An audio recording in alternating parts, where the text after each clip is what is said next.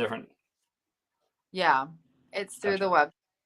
Okay. Well, I just myself, but I have a book tonight. Sleeping is all like messed up. Gotcha. Yeah, I just recently switched over to Calendly for all of my like scheduling, and that like has been so much better because the website I was going through, it was really struggling to get stuff right as far as like time zones and things like that. Oh, really? So what one are you using now? Calendly. Because mine's good. I like it and books, but I just fucking reset it. Yeah, for me, I was using GoDaddy for like scheduling like one-on-ones, but they were having like some issues because people were having to book and they're having to figure out manually the time zone difference. And so when I switched to Calendly, it's a lot nicer. Just because like it translates everything into their like time zone and all. And then also you can set up like workflows, which like automatically sends them like reminders. So they get a reminder like 24 hours before, 2 hours before, like a thank you email, like all that kind of stuff. It makes it really nice. That is nice. Thanks. Hey, getting a couple people just joining and everything. No, Nancy, you've got a one-on-one with me tomorrow. Oh yeah, that's right. I recognize the name. Awesome. Look forward to talking to you. Hello. Seeing a couple people join, but yeah, I know I referenced you either in a one-on-one the other day or on a live where I was like directing a couple people to go check out your content just from the background of being raised by narcissists. I think that has like a lot of good valuable input and insight. Being raised by one, but then also like helping educate people like about your story so they can try to hopefully avoid those tendencies in like their kids. And how they're raising them. Yeah, it's very true. It's so interesting to like have been raised by one to just be able to speak first language, like wild. Yeah. I feel like if people came out with a course or a like pamphlet or just like information about like how to not raise your kids narcissistic and like how to like parallel parent, like people would eat that up because like I was like trying to look for like resources. There's not like a ton of resources out there. It really isn't. It's all kind of like developing this whole that narcissism thing. I mean, it's obviously been around, but now that it's expanded, I just think it's fabulous because it's so confusing. And I think what I'm finding in books is like, you have to like, it's not spelled out. It's like not all in one book. You can get one book on brainwashing and manipulation or like dark psychology, right? Or like one on terminology and stuff, but it'd be nice to just kind of have everything in one big book with like a workbook in it and other resources. Yeah. No, absolutely. I think that'd be really cool if we like came up with something like that.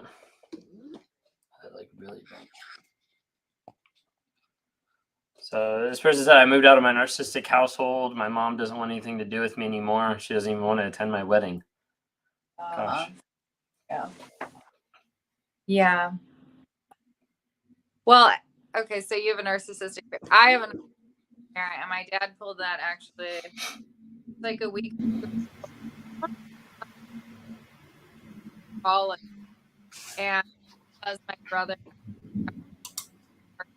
once mom had found out like, now not college because he betrayed him by having that other going away with my mom. Whatever. Yeah. They just do that. It's all about them. No, absolutely. I don't know if the audio is breaking up. Okay. Yeah, someone else put it. Yeah, whatever you were talking, for some reason the audio started breaking up a little bit. We might have to have you switch your computer. Sorry. Let me grab the pods and see if that helps too. Okay. No worries. All right. Well, I'm going to pull it out of the stream right now while she works on getting that set back up. So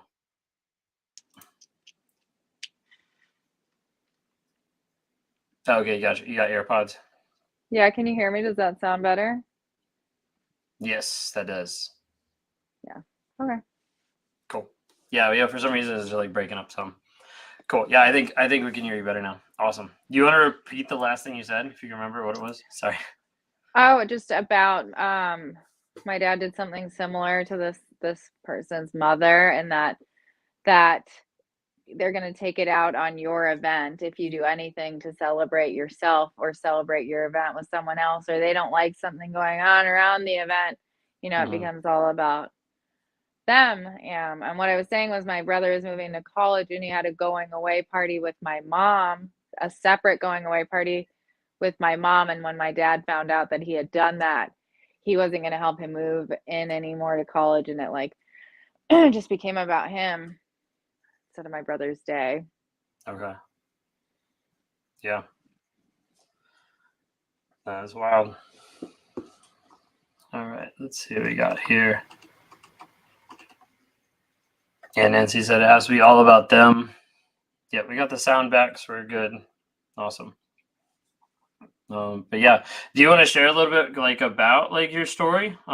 Just so like some people here who might not have heard it before, just a little bit about like kind of where kind of it all stemmed from in one sense. Yeah. So I'm Kat, and I grew up with a narcissist for a father, and he and my mom were together my entire life, and they did eventually divorce into my 20s at some point. But my dad is a malignant narcissist.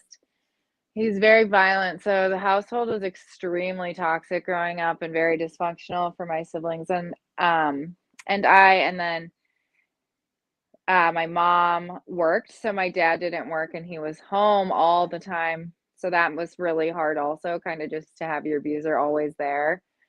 But the way he behaved felt so impossible to describe, but also growing up with it was normal because I didn't really know how other households were besides ours until I got older. So there was just a lot of trying to understand growing up, and I think the way that I am in general, I just am more of like an observer, so I'm trying to make sense of this crazy world. And then as I turned 18, I kind of like ran out of that house, but then I started dating a series of jerks until one day at 27, I ended up with a narcissist. He wasn't even the worst guy I'd ever been with. And that's when I learned what the term narcissism was. And saw the patterns and the similarities between him and my dad, and just dove into the research. And I had already declared psychology as my major in college for that reason. So in the last couple of years, I went and finished that degree and just kind of really focused all of my energy into narcissistic personality disorder and antisocial personality disorder and those kind of criminal mind. And so here I am. What was kind of like relationship with your dad as far as like how did that change as you started like learning more about it? Well, when I first learned about narcissism, I was in the process of trying to break a trauma bond with my boyfriend and go no contact. So that was where all my energy was at that time. So I actually I went no contact with my dad at the same time. I went no contact with them both. So when I found out about narcissism, I went no contact with my dad for a year and a half. Okay. And so our relationship has changed in that I've learned how to develop boundaries and he doesn't know how to respect boundaries. So that's just kind of where our relationship is. And he doesn't know how to behave, and I'll still respond to his texts sometimes. And the thing with my dad is he's really not in good health. He's super old, so we're kind of always like waiting to see what's going on. So we don't really have a tight relationship, obviously.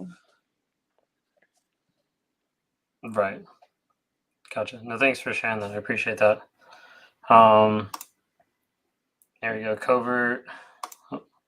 He's not putting up there. There you go. Covert Life No More says, I learned my mom was a covert after 40 years of thinking she was crazy. This led to understanding my soon-to-be ex is a covert narc. Yeah. Mm-hmm. Covert narcissism. Wow. Yeah. Have you looked into, have you There you go. decided, have you What's that? like have you declared yourself one type of narcissist or another? I've been more along the lines of like covert has been kind of where I've landed in one sense. So I could see like the grandiose tendencies and like the overt tendencies being more like in the workplace and like how I interacted with people there. But as far as like regular life, I didn't really appear or come across the majority of people as a narcissist, just like, the nice guy, the good guy, the guy who could fix anything, that kind of stuff. But it was definitely the opposite way in my relationship. Interesting. Why do they still want to be friends if they discarded you? Because they want Yeah, to no, I think a lot of control you times, still. yeah, a lot of times they want to control you. A lot of times they want to know, like, hey, they can come back to someone. They can keep somebody on tap in one sense, be able to come Just back that and be able to option. access someone. Yeah, I feel like a lot of times they'll separate and then they'll be like, I still want to be friends. I still want to like make this work. I still want to, anything like that. Just really keep them around. Mm-hmm. Let's see. My computer's going slow here. All they really need to do is be nice, but they just don't have the capability. Yeah, they don't have the capability because they're not willing to just be honest and be able to work through that. Like a lot of it comes back to accountability and responsibility, and that's not something that they're going to be honest or communicate.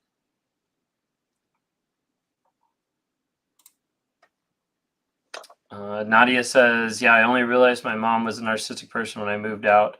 And my fiance now has helped me realize that. I knew nothing about narcissism until that moment. I've grown so much since. That's awesome. Mm-hmm.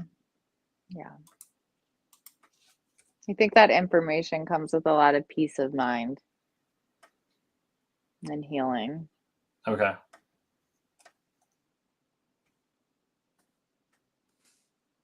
Let's see. I don't have any other comments right now popping up. Let's see here.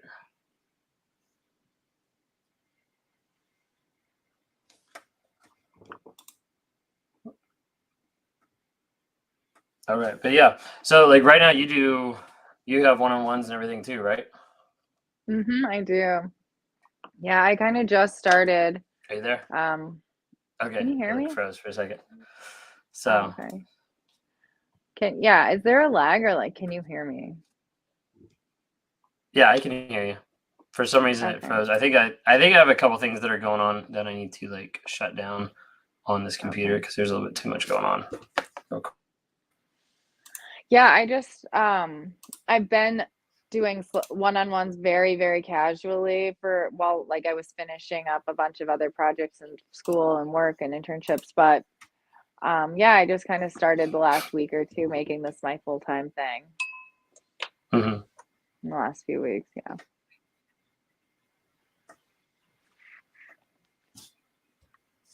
Right.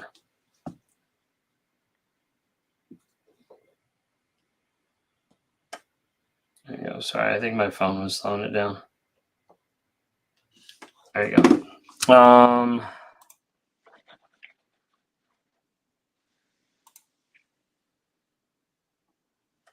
What's the biggest takeaway you can share? I'm not sure what that was in reference to. The biggest takeaway you can share. I'm going to say the biggest takeaway I have in general, which is that it just doesn't matter what they say. Like, I was trying to explain this earlier. I'm going to try and explain this.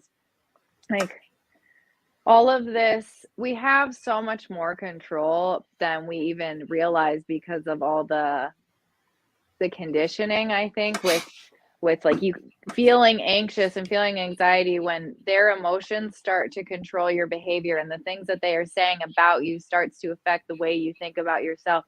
None of it matters. You know what I mean? Like that's the biggest takeaway is whenever I talk to anyone that's so wrapped up in any detail of a sentence or any one particular sentence and I get that words hurt and I get that like deep-seated unhealed wounds that were attacked. I get that those things hurt, but it doesn't mean anything when it's coming from a narcissistic person, because it's coming from a place that doesn't matter. It's coming from a place of like subconscious subjective pain, and it's probably a projection of how they feel about themselves in that moment anyway. So it's just like it never matters. It's always a lie, and the fact that there's so many lies is what you can hold on to. It's like why are you putting so much weight on words that from a person that's proven their words hold no weight. Right. I'm sorry, 1 second. What's up? Why are you out of bed? It still hurts. Let me see it. Give it to me. Thankfully, we don't have that issue just yet because we still have a crib, but in shortly soon. Okay. All right. Well, get back to bed.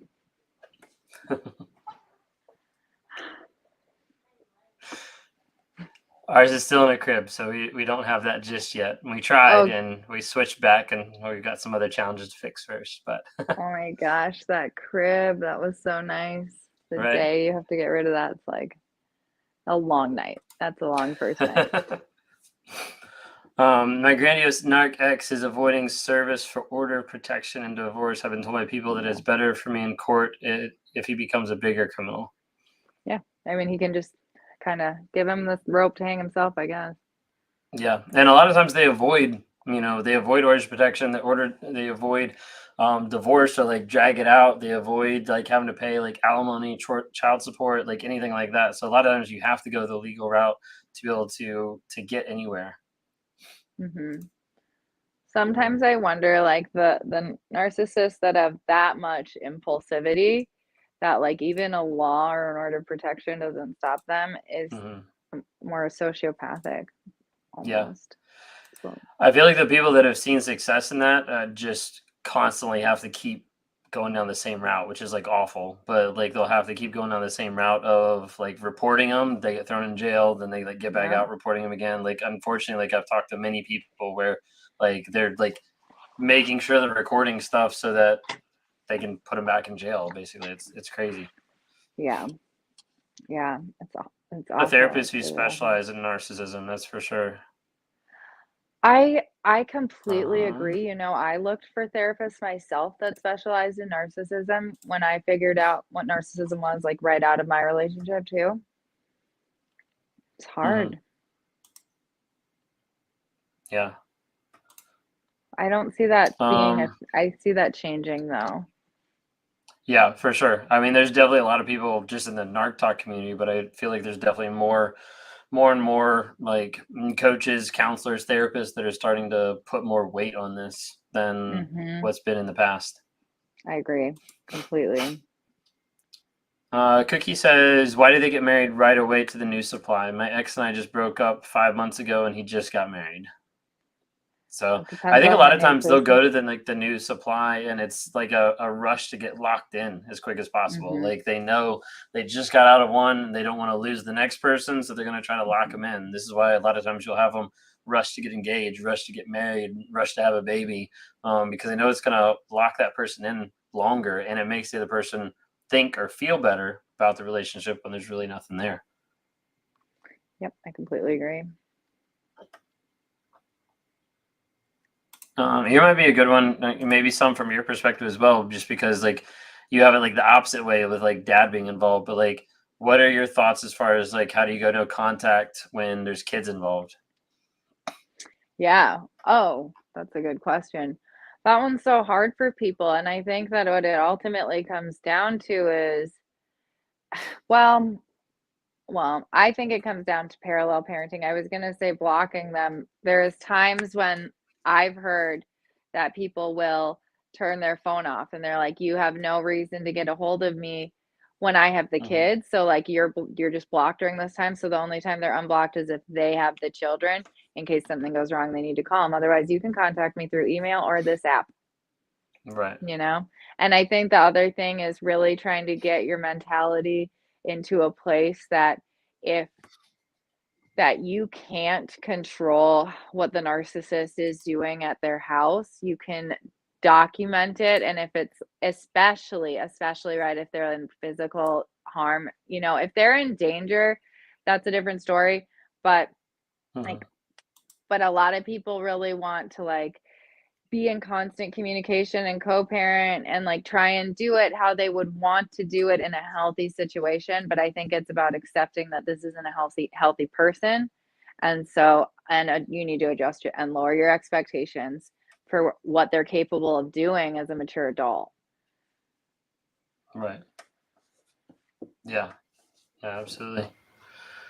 Yeah, I definitely say like I've talked to several different people, and like the goal is definitely like parallel parenting. I think there needs to be more research. Like I was saying earlier, there needs to be more research or like a course or pamphlets done on it to be able to communicate to Mhm. more people to kind of direct them to that stuff. I know several people Yeah. use like some co-parenting apps. A big one Mhm. that a lot of times I recommend is just communicating only through email. There's people that have Mhm. like supervised visits because like they don't trust the other person. There's like a lot of different things. But I found people end up going like the least amount of contact when they know that they have to. They're like, this is for my safety, my kids' safety. Like they really try to make sure it happens, even though it doesn't feel Mhm. right. Sometimes it has to be the right thing. Yeah.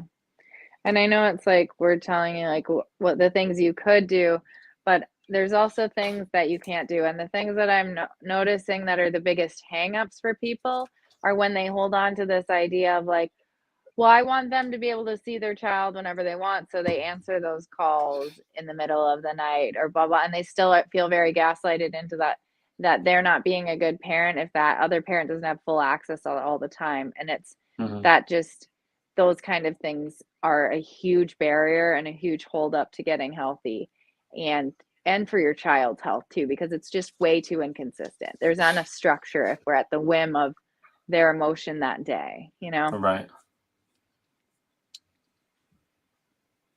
Yeah, for sure.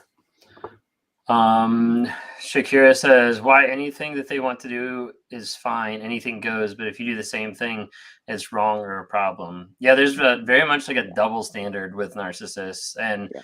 um, it was it was actually something today that my wife and I were talking about, and it wasn't anything like bad. It was something funny. Like I was encouraging her about something, and then she was like, "Wait, but when I encourage you, like you don't take it that way, because I think it was like just positivity. She's on this program right now that she's doing, and um but it was just kind of funny, and like the immediate thing was kind of like, well, that's my standard, not yours, and that's really like the narcissist like has like a double standard. You see that Mhm. like all the time, and how they communicate and how they rage, how they yell, and how they cheat. That's probably like one of the biggest ones. Is I've had people ask me like many times, they're like, when you're in like the midst of it and struggling with it the most, like if your wife cheated on you, what would you do? And like I know for sure, like if my wife cheated on me, I would have left.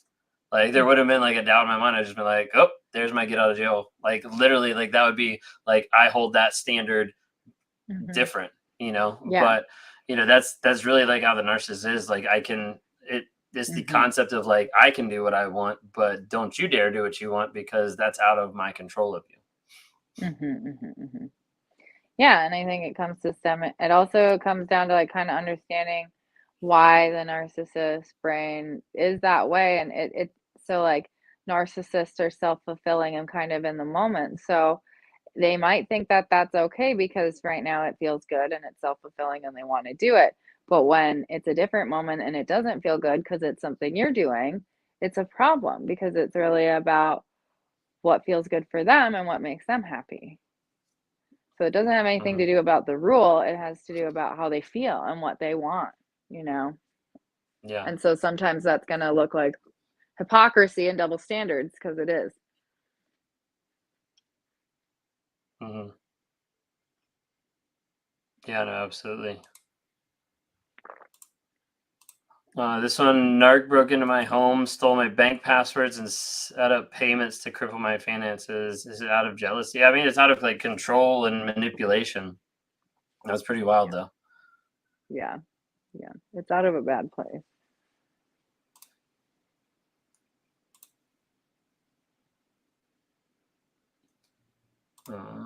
Where'd it go? The double standard. Narcs don't have accountability, so the rules they put on you are for sure not the same rules to apply to themselves. Yeah, no, for sure. That's a good way to put it.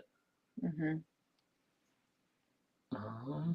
Trying to catch up here and see. There's like side talks here. Here you go. What if the ex-narcissist is your boss and due to financial reasons you can't quit? How would you suggest breaking the trauma bond? It's like when you're stuck interacting with that person. I think for me, and this just comes from a place of growth mindset and basically that's it, growth mindset. What's the barriers that you can't leave that job, even if it's just like the 1, 2, 3, 5 year barriers? Like, why? Because you're just going to roll over and accept that this is your life forever. Because we can't control how other people are. I can't control that your boss is a narcissist. Can't control the conversations and the rage fits, but you can control where you work and who you work for. So I think it's about being honest about like what we control in our life, and I wouldn't settle there forever. Yeah, I think like with the breaking the trauma bond, a lot of that is like getting real about the situation and working on growing yourself and setting boundaries, because there's times everybody can break free, but I have had instances where there's times that people can't break free maybe that instant, or people can't break free in a certain way until they've set up basically an escape plan at times. So there is aspects of gray rocking, of trying to make sure that you have a plan to be able to get out, and understanding the truth of the situation, acknowledging that, and setting boundaries is really huge. Boundaries. Yeah, it's like, what's the big goal? The big goal should be getting out of that job, and then what are the mini goals? And in those mini goals might be like, learn how to gray rock, or like learn how to navigate these conversations for the next year. Like that might be one of the goals, but it shouldn't be the big goal. Yeah. And I think breaking the trauma bond, like you said, comes to a place of like acceptance, or like changing the way you're looking at the situation. And so yeah, no, absolutely. And Jay, this is a perfect comment. I threw it up here for everybody to see, but Heather Coleman Voss, she has our main content on TikTok, but Heather Coleman Voss on TikTok, she specializes in toxic workplace environments and narcissistic abuse. So she was involved with a narcissist sociopath, and so she had to make a very intense exit strategy, and set up a lot of stuff so that when she left, she was gone, completely ghost mode and everything. But she had to be very creative doing that. I have a friend that had to do that. She had to like escape and go like into a different part of the world, like disappear. Yeah, I know one that's getting away because she's moving across the world, and it's definitely like I think she should be moved or moving here within this next month. But I know she's really excited about it for sure. It's gonna be a good thing. Can you talk about a narc who intentionally is underemployed? I'm not sure about the underemployed part, but for me, I've seen a lot of narcissists that are just like freeloaders that get into relationships and they're like, I don't have to work. I'm gonna basically just bum off of another person. If you want to see that on a high scale, check out the Netflix Tinder Swindler, and you can see that on a very high scale of a person who's doing a Ponzi scheme and is going from one person to the next, having one girl pay for the next girl, pay for the next girl, pay for the next girl, and it's like super futuristic. Have you seen it? No. You need to. Tinder Swindler? It's very good. I did a YouTube video on it, but the actual movie, and the crazy thing is like he's not in jail. Like it's a real life story, and he's not in jail. They never are. Yep. I've crazy. seen a couple pretty good documentaries recently that had like a narcissist, like Bad Vegan. Did you see that one? No. Yeah. He's definitely a narcissist. Yeah, but on a grand scale. The Tinder one was definitely pretty crazy, just as far as like how much money he got from everybody. But same, he got so much money. I can't believe how much money. Yeah, it's like what money that you begin to disassociate. Like, how is that even a number? Right. Yeah, and it's crazy. Like sometimes I have people being like, "Oh, I'd never do that," and then I talk to people one-on-ones, and like it's not very far-fetched sometimes. Yeah. Mm-hmm. Here you The go. freeloader, though. Oh, my Yeah, go ahead. dad was a freeloader narcissist. Okay. Katherine, have you identified higher spectrum narcissistic traits in yourself because you're raised by a narc? Mm-hmm. Yeah. I mean, I wouldn't say, don't know about higher spectrum, Mm-hmm. but definitely, I did notice narcissistic traits when I started discovering what narcissism was and doing the healing journey for myself and really reflecting back. There were, especially the arguing, that one I actually noticed kind of young because that's just how we were raised in our house. Like my brother and I talk about that. If you Mm-hmm. want to argue with my dad from the day you were born, you better have all the facts. You better have like a PhD in whatever topic you're going to talk about and be able to go 10 different directions Right. and 20 different directions from that. And so it's like that's just the way our brain worked. We argue like lawyers and we're just really logical and quick like that. And it was like we were taught to justify and taught to deflect, you know? Right. So it was like a lot of learning what healthy And that makes arguing sense. I looks feel like like and a lot of vision. times with I feel like a lot of times with like arguing with a narcissist, like I think like some people are like, how can I get like this point proven or something like that? And like you pretty much never can because they'll Yeah. change the narrative of the story. But like you Mhm. never can really come from like an emotional standpoint because like the emotional standpoint for the narcissist just kind of gets shredded. Yeah. Yeah, I mean, so it's like I feel like as a little girl, I was trained to like, I can just shut it down. I can just shut down the emotions and you had to protect yourself because if you showed that that was something you cared about, that was going to be taken away from you next time you're in an argument. That was like what was going to be held against your head. Mm-hmm. Or if you showed that that hurt your feelings, that was going to get thrown in your face to embarrass you even more. So it's like you can't let any of those things show, you know? So, but besides that, I Right. think what I noticed that was narcissistic in me the most was that when I behaved badly, I had this ability to justify why because of the pain I was in or because of the way I was raised or where I came from or whatever. And then when you Okay. sit and think about it and you're like, okay, but people don't get a pamphlet of your backstory when you behave bad to help understand why you did that. And you Right. don't ask for other people's pamphlet. You just judge them like that their behavior is their character. So why is it okay for you to do it and not anybody else? It's a really good way to put it. Yeah. Let's see. It took 42 years to leave. I was 16 when I met him. The abuse began 6 months into our relationship. Trauma bond is real. Not knowing what narcissistic abuse is, this is the biggest problem. Yeah. It's a lot of unawareness about it. I mean, again, that's part of why I'm on the platform, to bring about awareness, growth, healing, and change are like the four main things that I talk about on my channel of like wanting to help people like break free from that trauma bond and break out of the cords of the lies that the narcissist put around you, and that's just like pulling you back to them like so many times. That logic of like I don't want to go back, but that emotion, that connection, that like thought process of like oh, like I want to go back, when in reality you know that it's not what you need or what you want.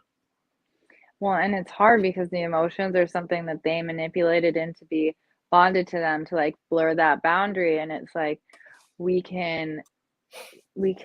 have control of those though, and those emotions based on it just comes down to us. We have all the control. Like earlier, so there was a situation and the narcissistic boyfriend all of a sudden started doing the silent treatment, and it was like, oh, I have to go home. I have to go home. And it's like, no, you feel like you have to go home, or you think that you have to go home, or you're conditioned to believe you have to go home right now, right? But like you have control. Right. Yeah. I threw this comment up while you were talking because I think it like goes right with it. The best thing to do with a narcissist is to put up boundaries and keep them, because you do have the control, not them. Yeah, that's true.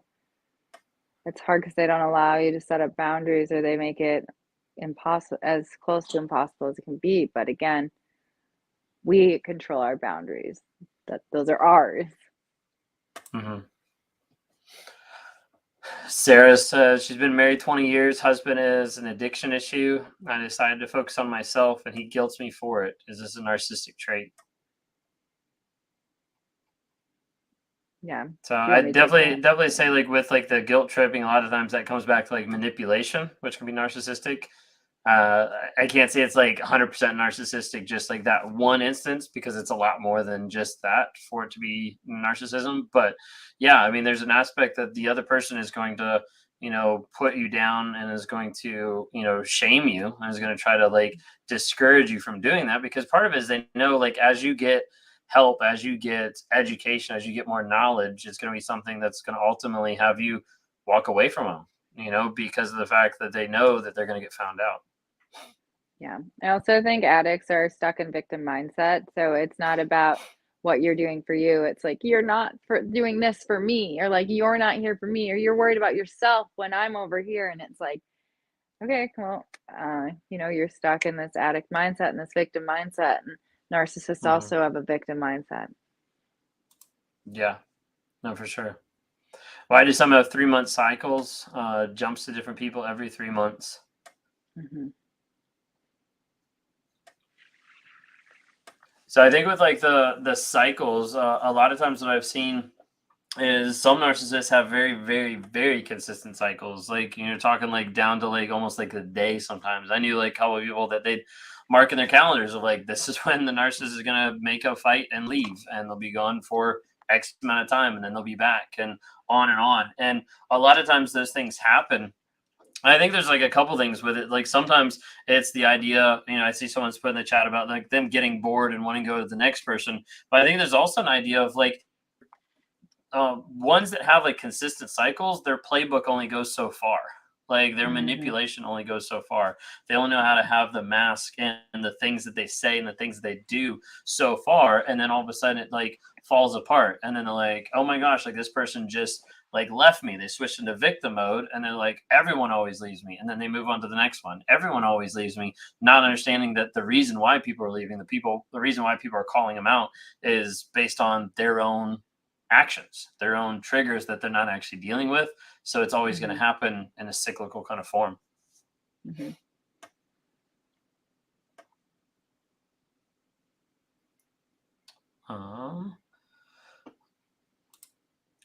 Awesome. Yeah, absolutely. So we're glad to be a part of the healing journey. I'm glad to be able to help people along the way. That's for sure. So Very that's glad. really, really cool. Encouraging. I think the hardest thing to do is accept the fact that my mom is a narcissistic person and no unconditional love, which every mother is supposed to have. Acceptance is hard. Acceptance is really, really hard. Acceptance is the hardest thing, I think, when you have a parent that doesn't love you unconditionally. And how can you not love a child unconditionally? How can you not? And it's the acceptance is really hard, but I think what helped me was finding perspective. And it looked different for each of my parents, but my dad's the more narcissistic one. So I think for me, it was just eventually like putting him in a much smaller place in my mind, because in my perspective, he was like the main villain in this movie, and this narrative in my head, he was like this villain.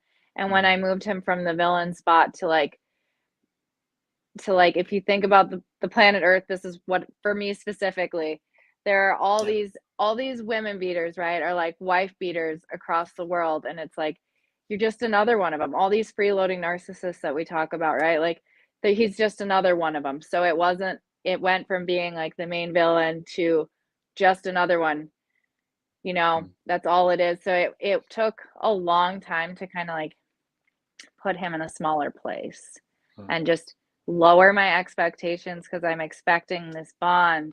I'm let down because I had an expectation of this father-daughter relationship that I had to grieve. You have to like go through a whole grieving process and bury that, and then accept that that's not what it's going to look like for you, but there will be other fulfilling relationships. So yeah, lowering expectations, finding perspective, finding acceptance. It's a journey, man. It's a journey. For sure. Therapy. No, that's good. What happens if you're cheating on the narcissist behind their back to get revenge? I don't have a problem with that. Definitely like one of the aspects. Oh, okay. They say like here just a minute ago, like does that cause a narcissistic injury? So I mean, I think it could be close in one sense because like the narcissist is going to view that as a sign of betrayal, even though they've betrayed you like 20 other times cheating on you, but the first time you cheat on them, it would be closer to the idea of like narcissistic injury. And I'm not like saying to everybody who has a cheating narcissist go out and cheat on them. Like I don't think that's healthy either. It's going to cause some other wounds for yourself, but there Yes. is like the aspect of it's gonna cause that injury in one sense to them because of the fact that they have different standards. Like they can cheat on you, but don't you dare cheat on them, kind of a thing. Yeah, no, Shannon said here, if they find out, you'll be devalued and punished till the end of the relationship. Like it could be something that prompts them to leave. It could be something that prompts them to make your life a whole lot worse. So Well, I think you always want to be careful.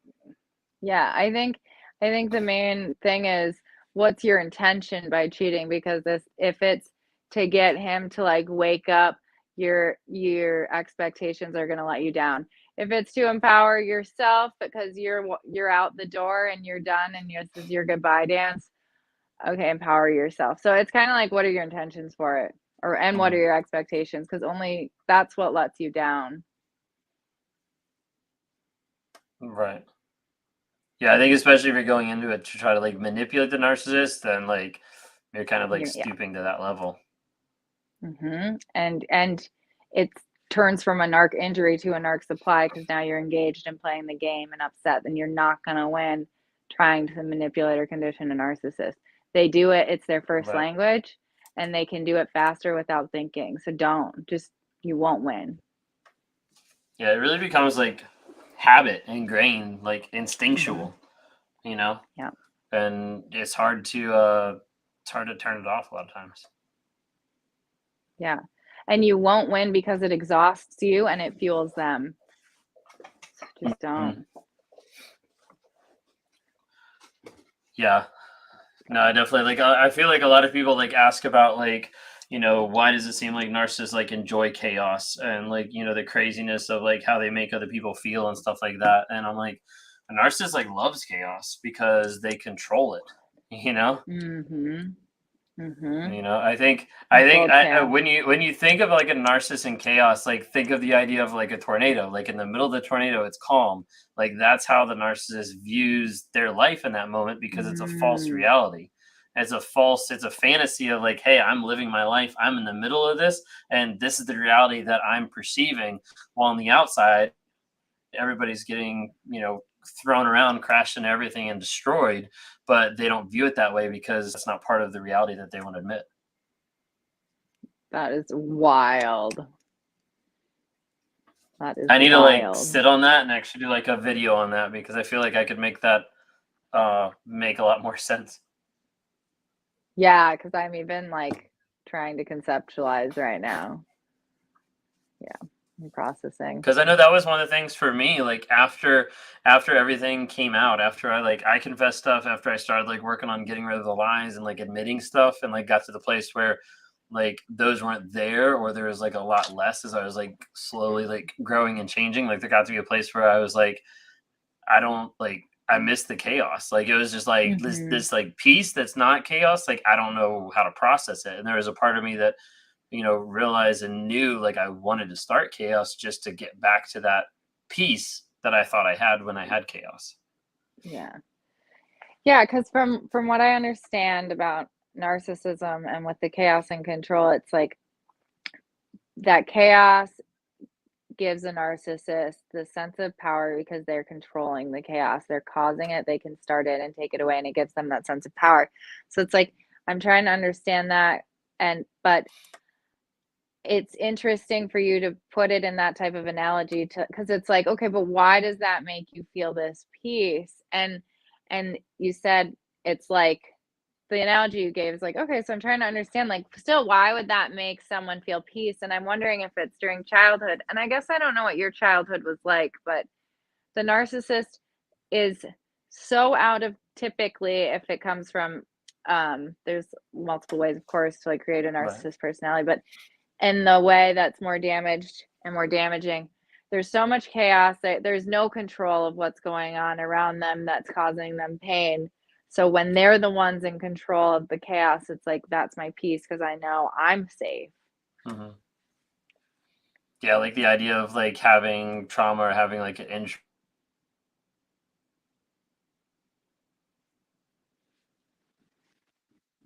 Those walls, those barriers that feels good, but also feels like empty. Feels lonely because you can't let anybody in. The guy I was on the live with last night was talking about it coming from a place of loneliness. You're cutting But yeah, out. no, that example of a place of what?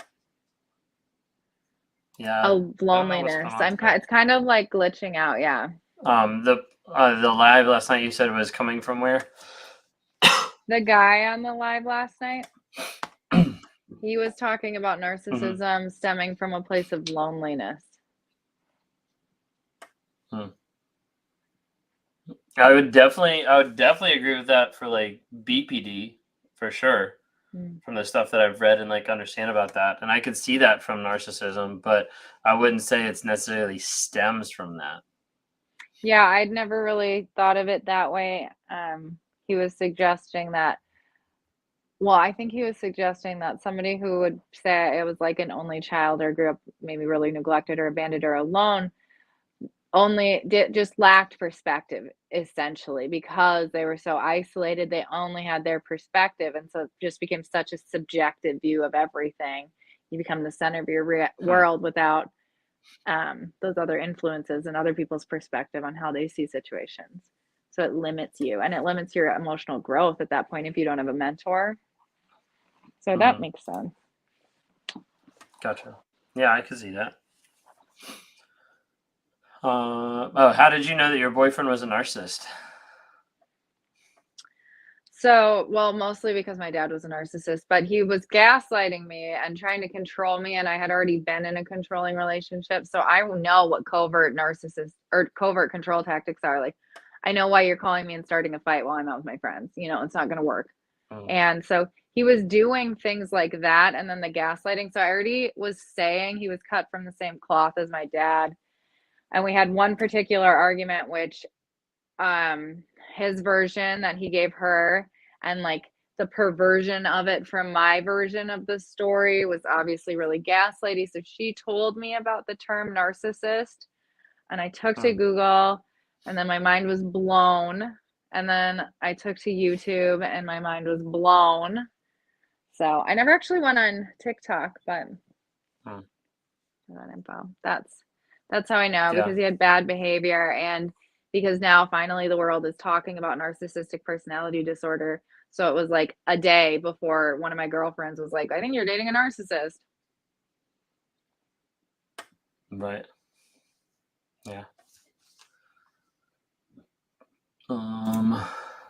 I think this got answered in the chat, but you say no contact is the only thing I can do, but will that really get back at them and hurt them the way they hurt me and took so much from me? So the thing is, like in the question, like you're not going to get back at them at the same level that they got back at you, because they're not connected the same way that you were to them. So it's like the idea of like, can I hurt someone who cared about me? Well, if they didn't care about you, then there's not much that you can do to hurt them. So really what it is you're empowering yourself. And the hurt in one sense that you're getting back at them is the idea that they can no longer control you. Yes. Getting back at them is becoming a different version of yourself. For yourself. It's about about getting to a version of yourself that you don't care about them. That's how you get back at them, is by relinquishing that too. It's like, oh, you don't care about me? Let me get to a place where I can match that. Yeah. No, absolutely.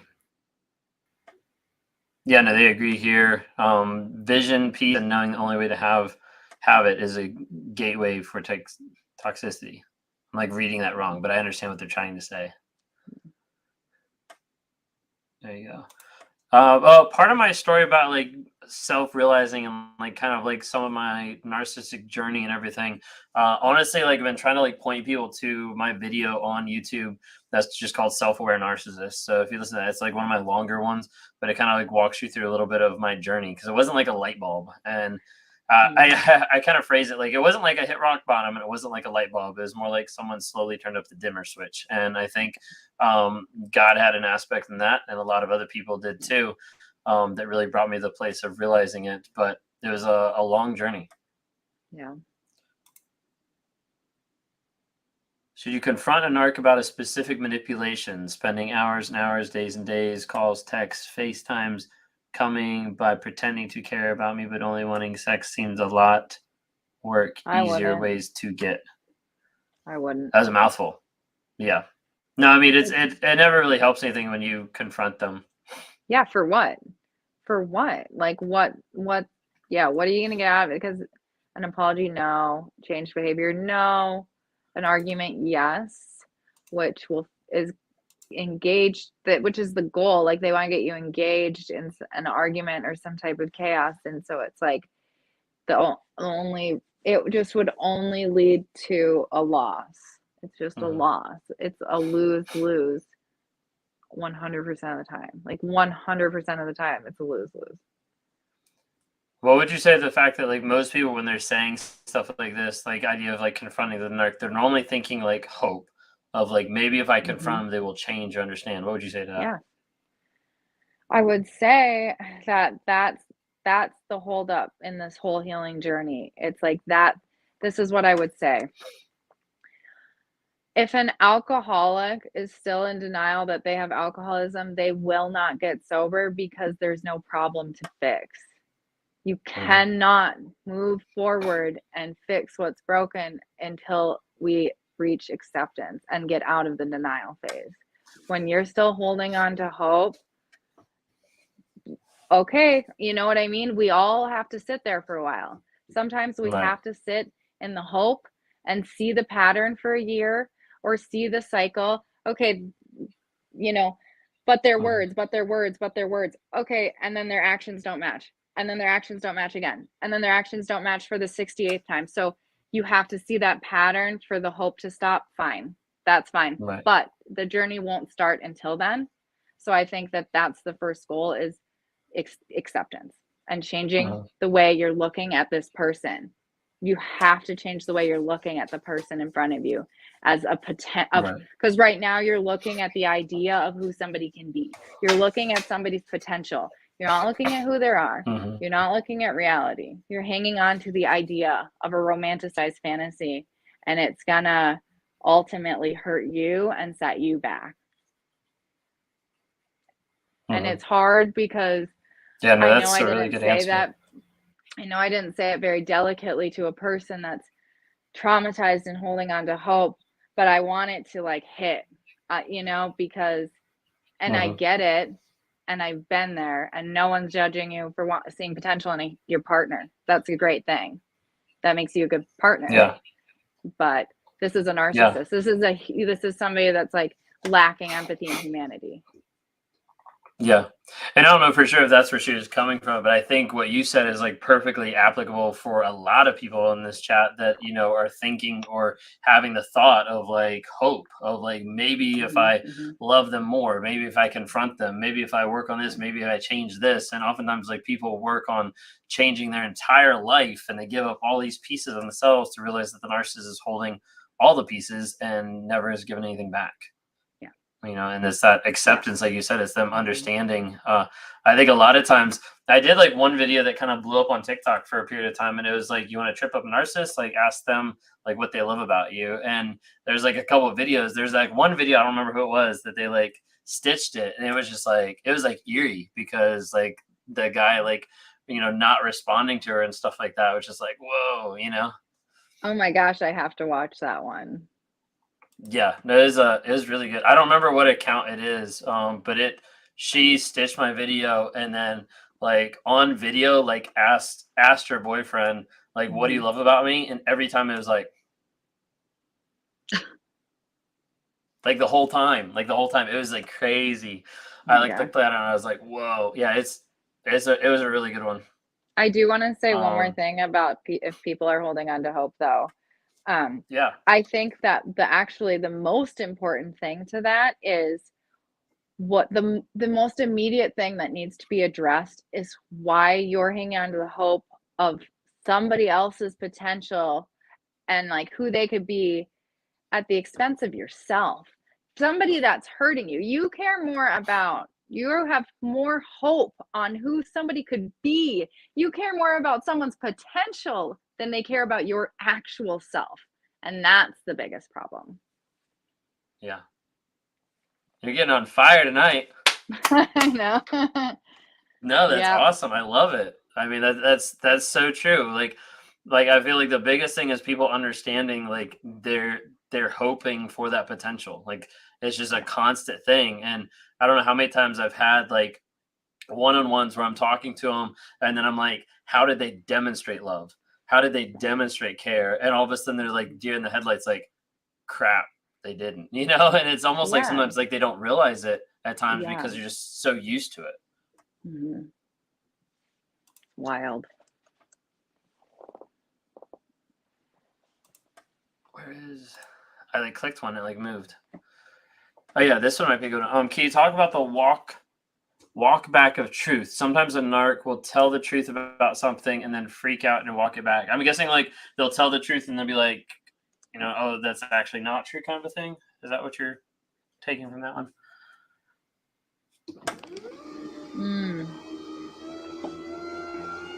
I think if that's what you're if what you're saying, Ben, about like, oh, like it'll start to intake, but if you're right about that, I think that would be about whatever's self-fulfilling in the moment. Like maybe it starts to be a little more self-fulfilling to tell the truth, but then it's like not, and then the narcissism kicks in to defend their sense of self, or maybe they just want to change because now this is self-fulfilling, right? And like that's why there's so much back and forth, because it doesn't matter, because the words don't matter. Again, it's like how they feel or the outcome they want is what the only thing that matters.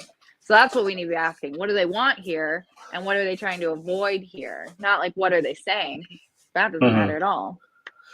I think there's sometimes where like they have like those slips, you know, where they slip and they tell the truth. And then they like, yeah, now that I'm saying it like that, it might actually make more sense. So like where they like slip and they're like, it comes out and they're like, oh crap. Like I just like told the truth about something, or I let something slip, or like, you know, like for me, like early on, it was like, or not early on, but like through like healing process, it was like, oh yeah, do you remember going to like that restaurant? And Kayla's like, we've never been to that restaurant. I'm like, crap, wrong person, you know, like that kind of a thing. And then it's like, okay, how do you walk it back? You know, how do you figure out how to move back? And like sometimes a narc will have like those moments of like truth or vulnerability, or just like completely told the wrong person the wrong thing. I had somebody, I think I might have been on a live earlier today or something like that somebody asked like, why would the narcissist like never call them by their name?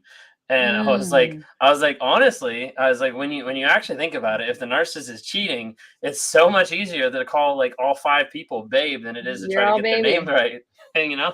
And I was like, it's awful, but it's like so true, because like there's so many times that something like that'll happen. There'll be like a slip up. I mean, Ross did it in Friends, so like, I mean, it's easy for it to happen. Think about like parents do with their kids. Like they start spouting off every child's name before they get to the right one. It's like the same thing with your partner. Right.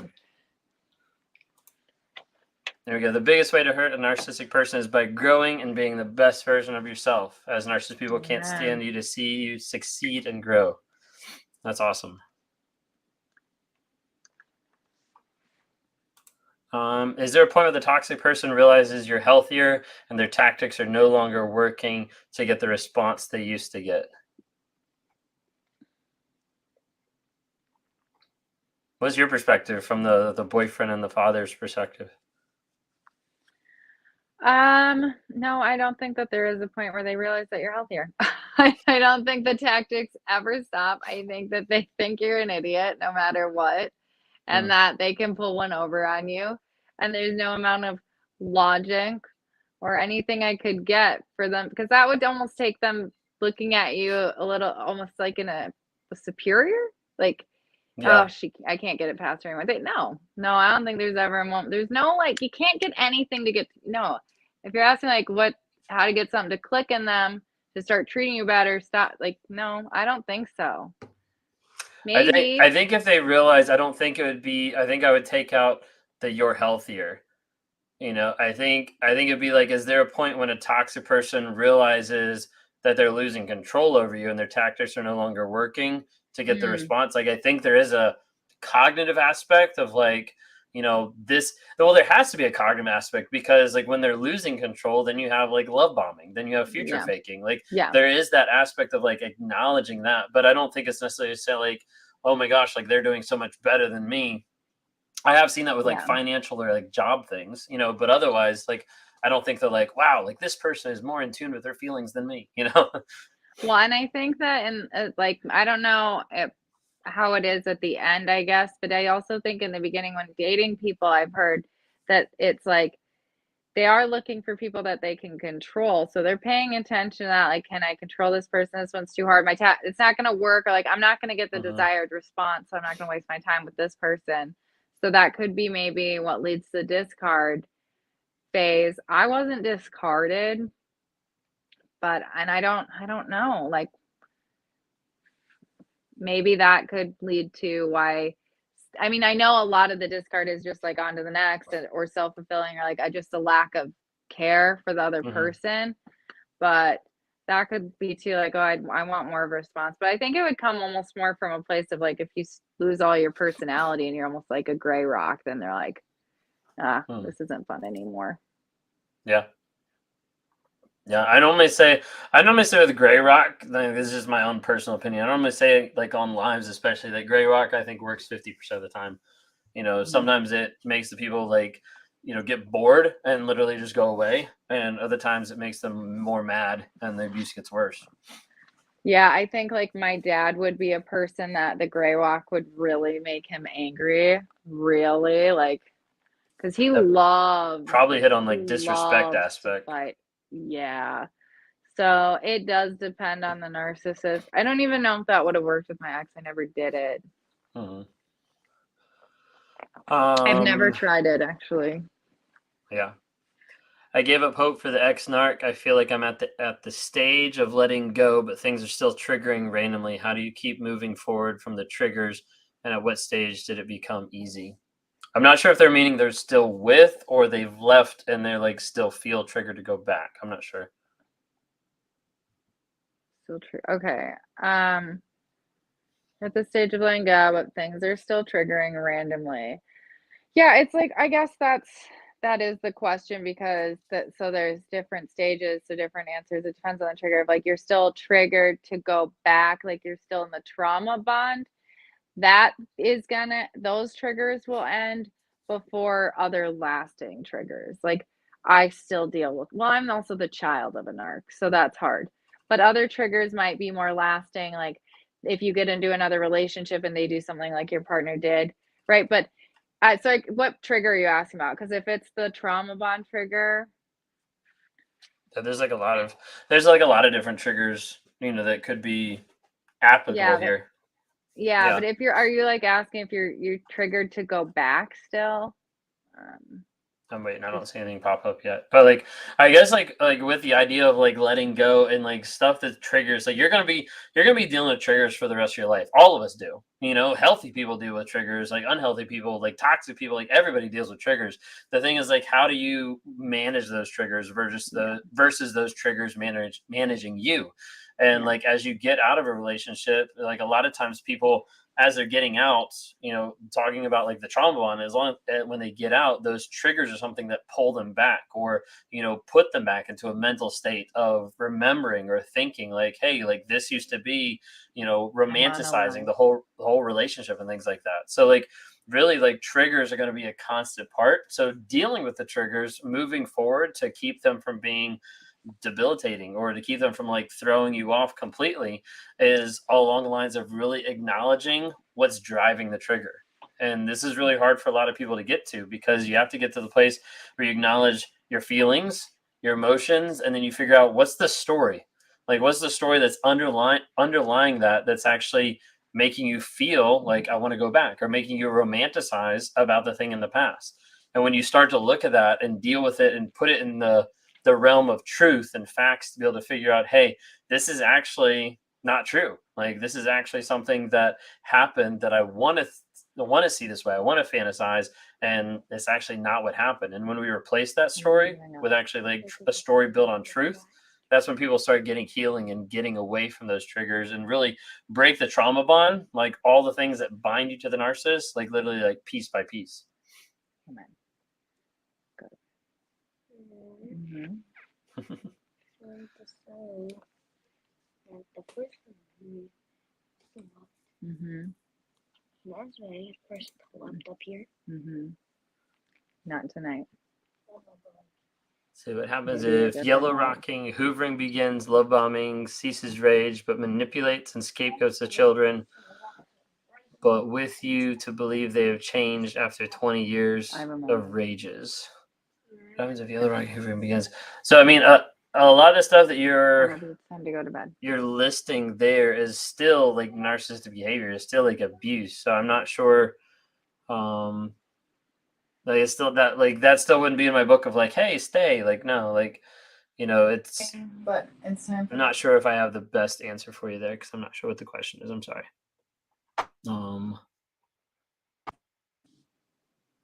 Let's see. Yeah, you can read that one and try. I read it a second ago, but I'm like, I'm not sure what the question is going after.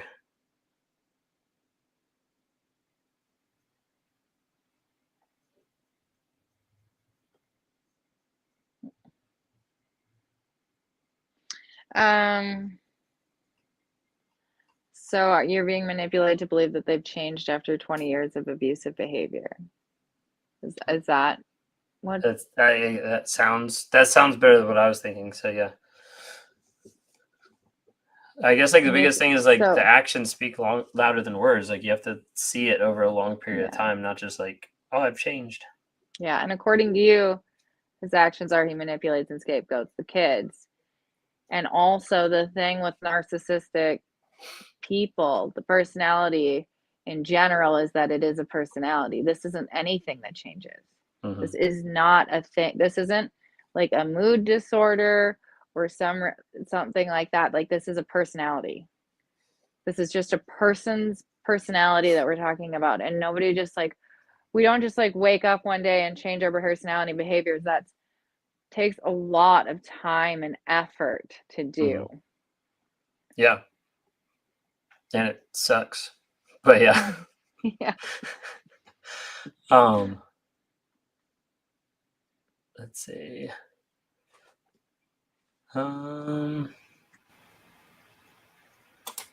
What's this one? Question. My ex is a narc and he has his own channel as a coach offering how to heal from trauma.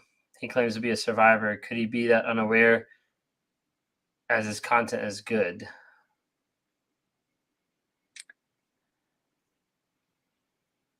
Interesting.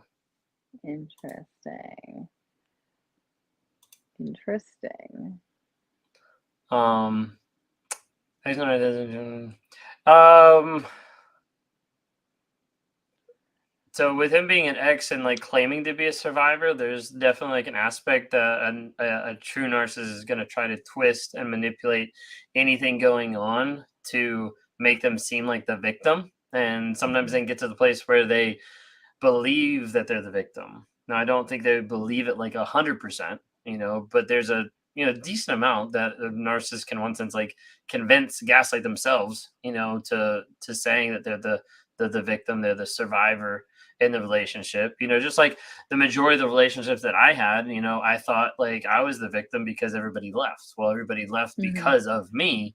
But still, it was the narrative that I was telling myself, and as a result, you might have, decent content, but I don't know.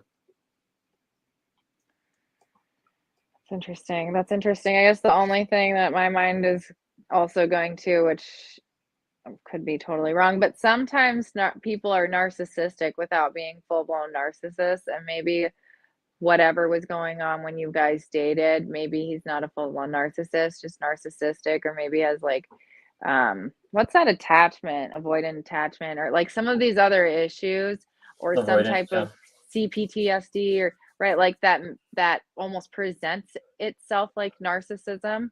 Mm-hmm. And then like for me, for example, I had some things and some narcissistic tendencies. How I don't know that anyone would ever thought I was narcissist, but then it took like dating someone that abused me to kind of like wake me up to see everything about myself and other people.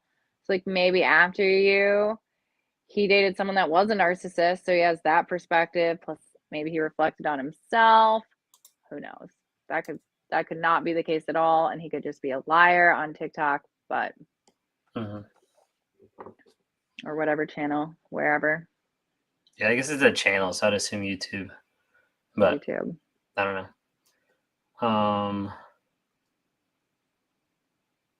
Oh yeah, let me put up the. Christine was asking me to put up the trauma bond link. Let me grab it real quick here. Give me 1 second. Yeah, so we do have coming up April 6th. So I have the privilege of being in a webinar. Never been in a webinar before, so it's gonna be exciting. But to be in a panelist on identifying and overcoming narcissistic abuse. So I'm really excited about that. So I'll drop the link here in the chat here in just a couple minutes. And then I also do obviously like I do one-on-ones, working with people like breaking out of the trauma bond, and getting out of like several different things with the trauma bond, getting rid of the addiction of being with a narcissist, things like that. I do have a trauma bond workshop coming up, I think April 9th, something like that. I think I've got like 3 spots left. I keep them kind of small because I want to work with a couple different people, but I want to be able to do it in a timely manner so that you guys get the most out of it. But I do have one of those coming up. And then do you want to talk a little bit about your channel? I'll throw in this link as far as like your one-on-ones and stuff like that too. Sure, yeah. So mine's still kind of up and coming. I have my platform on TikTok, Stand Coaching. I started it last spring, and my content is about narcissistic abuse from the perspective of dating them, and also from the perspective of being a child of a narcissist, and then what I've learned in psychology as well. And so right now I'm doing one-on-ones also to help people at any point in the journey, from breaking the trauma bond till after they're out and it's like, who am I now? What is my identity? And they took my identity and my self-esteem, and learn how to empower, grow, and heal from that place. So it's just wherever you're at in your journey, we work from there. Yeah, that's awesome. Here we go. Gosh, YouTube is popping today with some of these spammers. Really? Yeah. My mods are getting their workout today. I think it's just Chrissy over there. Thanks, Chris. Oh, where'd he go? 30 days. Here we go. 30 days in the relationship, he verbally abused me. He also left me, and then he came back. We've been together 33 years. How's it going? Like, yeah, I hope it's different. I'm assuming it's bad though if you're still following narcissistic abuse content creators. So I just geez. That's a wild story. Here's a positive comment. Oh, thanks. That's nice of you to say. Until lately sooner. Scott, your question cut off. I can't see the rest of your question. But yeah. I was trying to see. I don't see any other questions right now.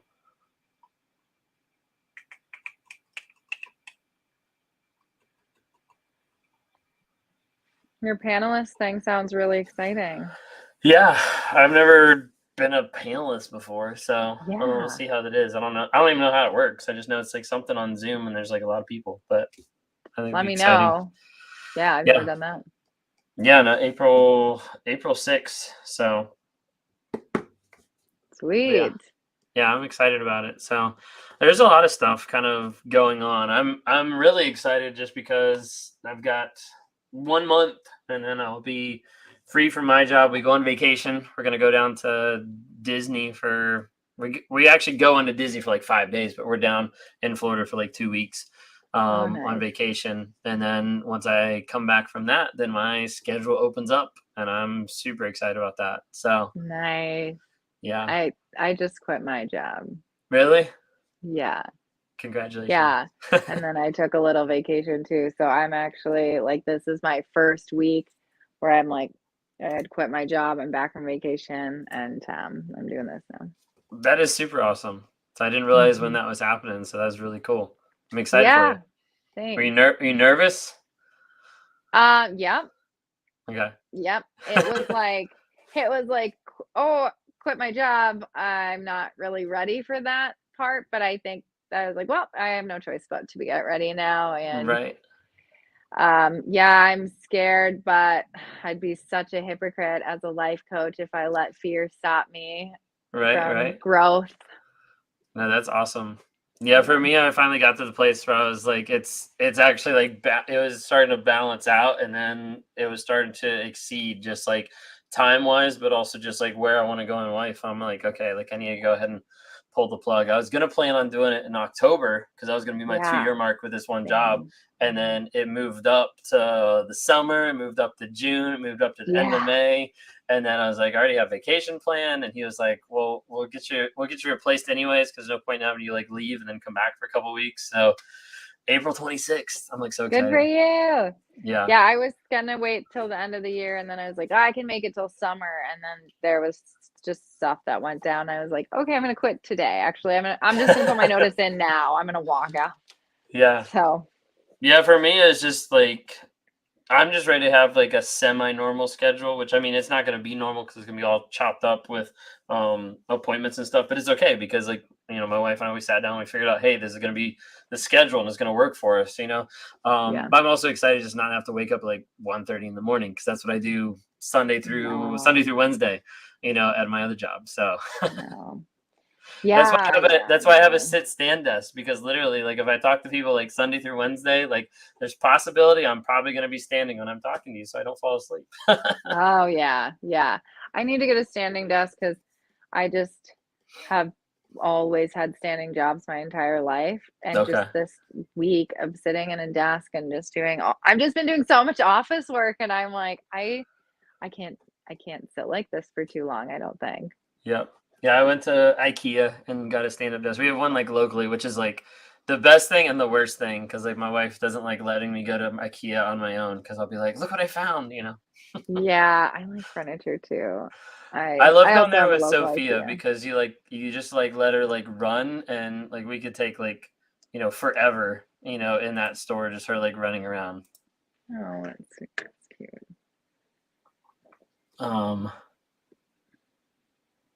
Let's see, where are we at? Last question. As narcissists get older, do they finally end up pushing everyone away, or do they continue to find new sources? Well, my dad, I guess I could talk about him. Yeah, He's go for it. 75. So they get it depends like how they go out, but like you get to a point where you don't really have the opportunities to go find new sources. Think about it, it's like hard to make new friends as an adult. Like he's not out golfing or like going to the gym or making friends. So it's hard for him to find sources. And then of course all of his personal relationships are not strong because Mm-hmm. he's abused everyone in his life. So he has a couple siblings that think he's like not I don't know what she thinks actually, but like I think my dad has one sister that like Okay. but I don't know. That's just my dad. Yeah.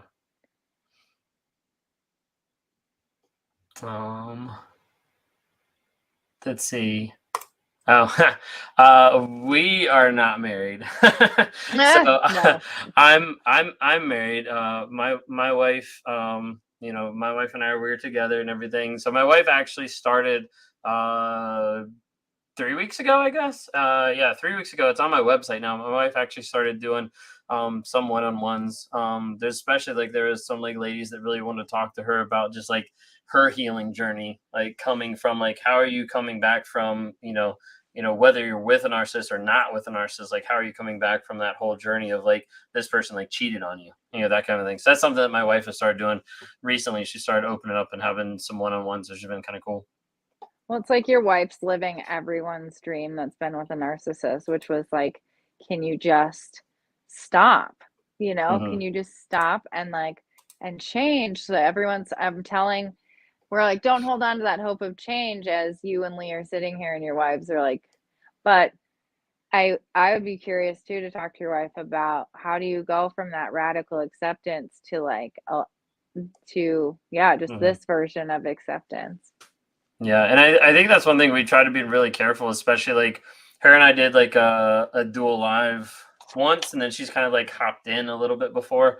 Of just like she's been trying to be very clear as well of like hey, like I'm not on here to bring hope. Like unless they're changing, like don't, And I mean she left. Like it wasn't like all of a sudden I was like, oh, like I should get better, and like I did. She left for a period of time. Like she said she has boundaries, like she set boundaries, like all this kind of stuff. So I mean, it's not something that's normal. Mm-hmm. Chris, I'm sorry. Like I don't know what's going on with spammers today on YouTube. I think it's because normally when I go live on YouTube, I'm only on live on YouTube, but you can't do dual lives on YouTube. So like I normally go live on YouTube, and with that you can actually set it so they have to subscribe first before they spam you. But on this program, I guess we can't. Scott said, do I ever sleep? Yes, I sleep. Just not that much, but I do sleep. I was gonna say it's 10:30 there. Yeah, no, I typically sleep. So like on work nights, I have to wake up at 1:30 in the morning. So at work nights, I sleep from 9 p.m. to 1:30. And then on non-work nights, it's typically like in between like 11, 12 to like 4:30. So like that's like my normal sleep schedule. 4.5 hours a night. It's great. It's great. Like six is like perfect. 6 is like perfect, like ideal. Like 7 or 8, like I'm like wasted. Like they're awful. Like I can't do that much sleep. Interesting. Like if I slept for 8 hours, I would feel sick. I would feel like awful. Oh gosh. No. I did the 4-hour life for a long time though with work and school. Are these all of Ben's ex-girlfriends spamming in the comments? Oh. I doubt it, because most of them are coming in as this Linda person, and I've never been with a Linda person. But Linda. Yeah. Come on, most of mine are blocked, or they've blocked me, or something like that. Like I doubt that they're wasting the time on that. That's for sure. That's funny. That's hilarious. Remember, what is this one? Remember to never tell narcissists how you caught them. It only helps them become better at deceiving. Yeah, absolutely. You never reveal all your cards with a narcissist. That way you can get them to tell you more stuff. That's what I said too. Yeah, that's what I believe. I have a question for you. Yes. I was just thinking about when we were talking about blocked and stuff. So my ex and I, he doesn't follow me on social media. Actually, I still have a friend request sitting in Facebook from him. But I'm sure he knows about this entire platform. And I also told him he's a narcissist. I'm sure he knows that it's like probably about him. But right. Anyway, why his friends follow me, like a couple of his best friends that I knew while we were dating, they still follow me. And one of them is actually like really supportive of me. And it's like, do they, and I wonder if they know I'm talking about their friend, but also like, I don't feel like his friends knew. Like, I don't think narcissist friends necessarily have an idea. Yeah, I would say a lot of times they don't have an idea of like what's going on. Like the majority of people like in my life had like no clue at all of like what was going on, kind of a thing. I do think there is another aspect that sometimes the friends know to a certain degree and they don't care. Like especially if you have kind of like the guy that's like the frat boy or stuff like that. A lot of times you have people there, they're just like, oh, like you had that conquest, I had this conquest, that kind of thing. Like, I think there's also an aspect of those type of personalities that just don't care in one sense. But there is like a big aspect of like the narcissist keeps it so under wraps and the image so in control for a lot of people that people don't know. Sure. So I know for me, like, it wasn't until I was on the platform and stuff for a year. It wasn't until like February that I actually connected anything to like my regular like Facebook and Instagram, and like my parents found out. It took like a little bit about a year before they even knew anything about this. Yeah. It was one thing for me also to post on TikTok, and then it was a whole nother thing to like start on Instagram and come out to my entire family. Like, when I first started, I started posting some stuff, like little stuff and stuff on like my on my Instagram and on my Facebook, and it didn't really get a lot of good traction. And if anything, like what it got is it got a lot of like Christians coming out of the woodwork kind of telling me to shut up. Oh, really? So I was like, I kind of like stepped away from it for a while. I started up TikTok, and then that kind of like took off. And then I finally got to the place where I went back, and when I started, I guess my Instagram page has only been up since I think like October maybe or so. And like the Instagram page, when I put that up, like when I first started it, I went through and like blocked a bunch of people proactively. So like whenever like I finally like showed like parents and stuff like that, when I kind of like revealed that, I had to go through and like unblock people so people could actually find me. So you got your Instagram since October up to 20-some thousand? Really? Yeah. I mean, I don't put any effort into my Instagram, but like the little effort I have been putting in that's been over a year. So what I did is like I started it as it's a brand new page. I didn't take a page that I already had and rename it or anything. I made a brand new page, and then I went through my TikTok at that point and I downloaded every single freaking video. It was ridiculous.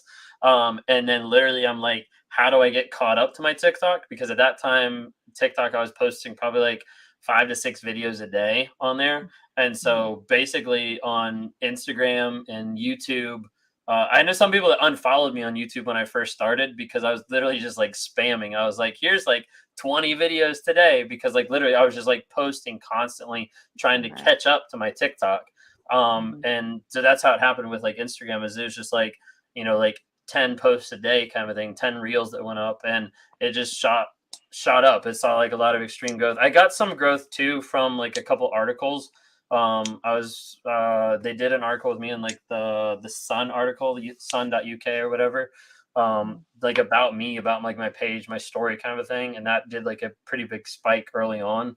And then just like posting so many for like a good while, like did that. And then I finally got to the place where I got caught up, and that's where I am now. So like whatever gets posted on TikTok, gets shuttled over to Instagram, to YouTube Shorts, and to Facebook daily kind of a thing. So if I post like 6 on TikTok, then those 6 will appear sometime, or it's like midday, because I have some help getting that over there. Interesting. At this point, do you think I should even start a new blank page and transfer all my videos? Because I have 1,000 followers and a good amount of videos from my TikTok. Do you think I should just clean slate it? How long have you had yours? My Instagram?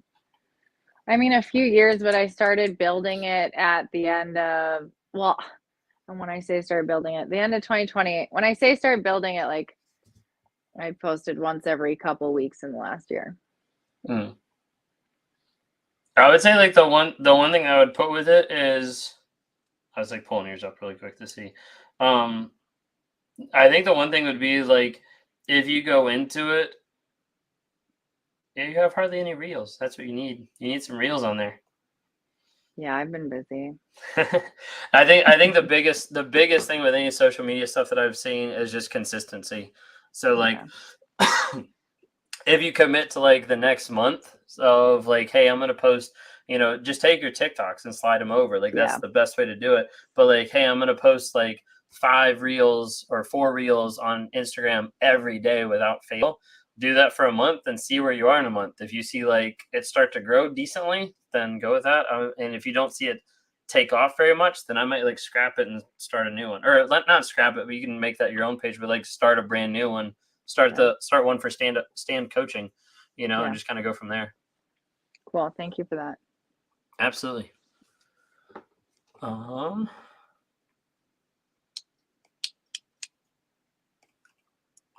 missed like a bunch of comments. Let's see what we got real quick here.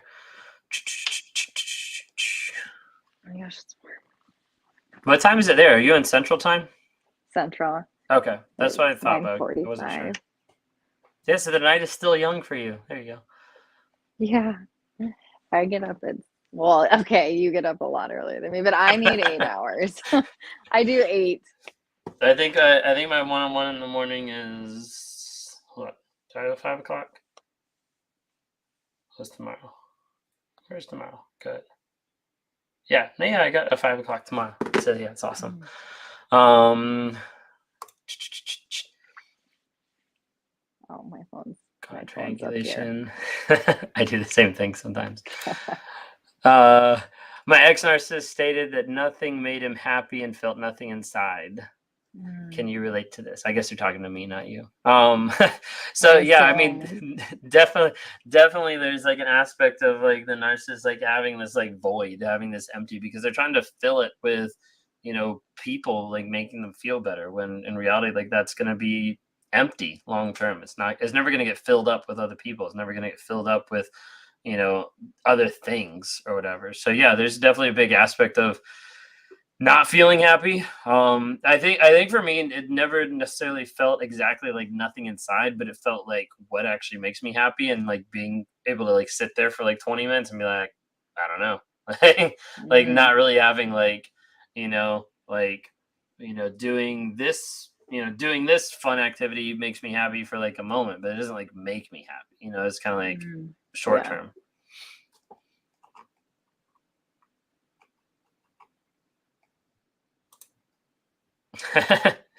Scott, get some sleep. Thanks for supporting. We talked at 5:30 this morning, so he doesn't sleep much. He's in the oil industry, and he's all over the place. So it's kind of crazy. You guys were talking about blocking exes. My ex blocks me for a couple days, then unblocks me. She also don't see the rest of it. But great first comment that we see there. So yeah, a lot of times like an ex will block you and then unblock to be able to see what's going on, be able to check, be able to manipulate. But they also want to block you, that way they have the final word. They have the final say, and they have the control that they can open that door back up. Yeah.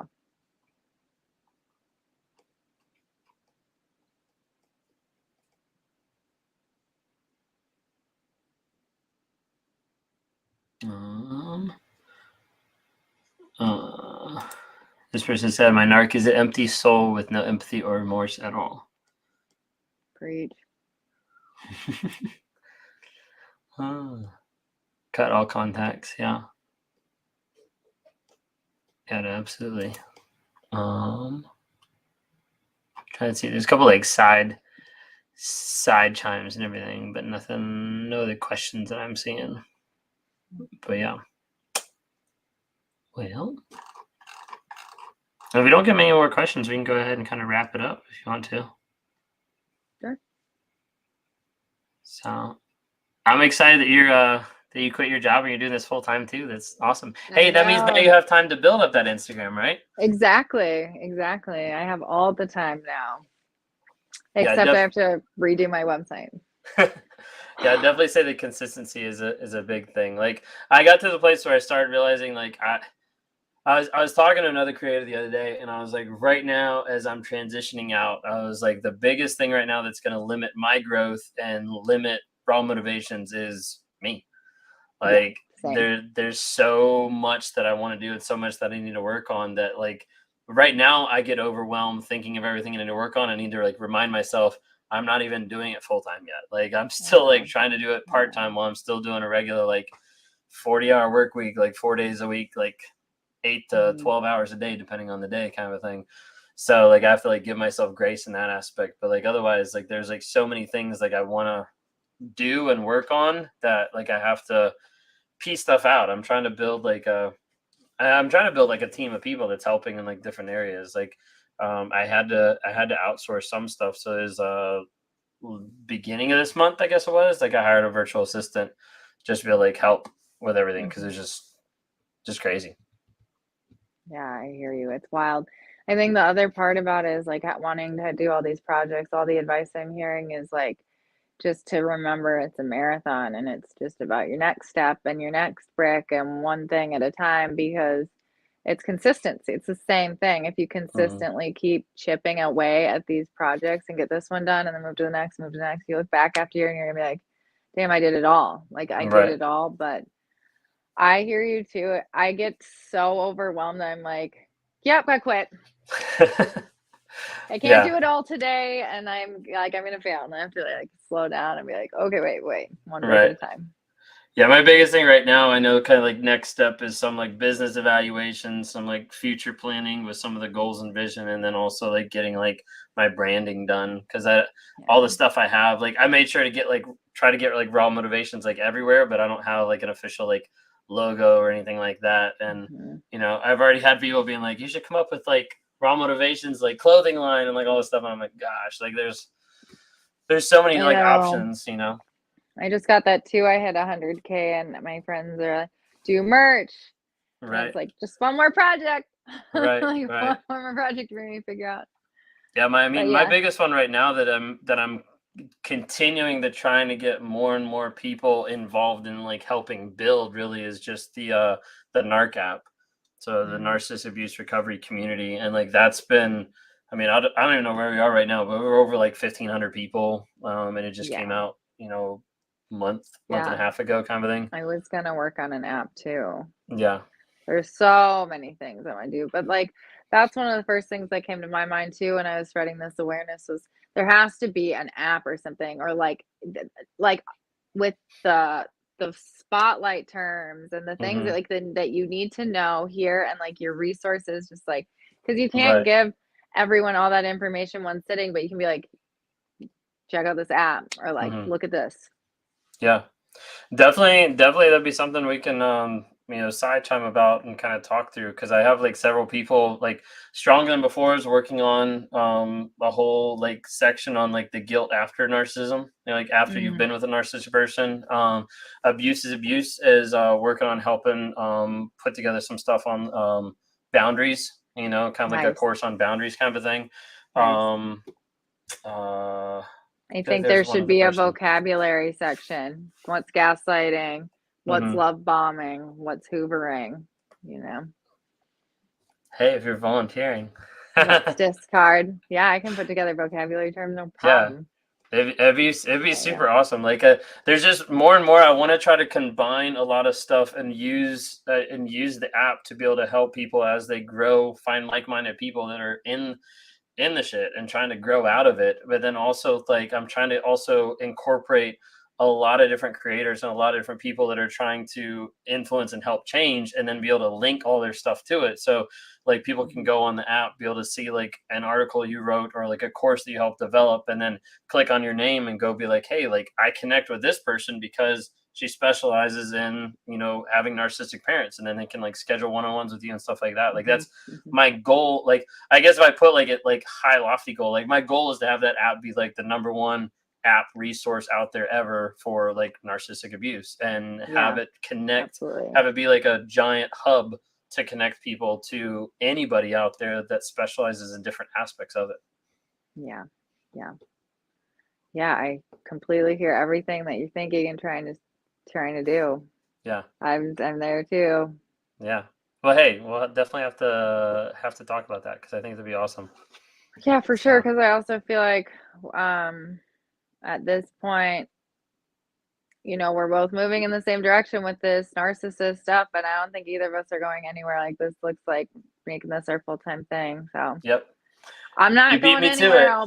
I'll be around. I had a tantrum at work and I quit. Sorry.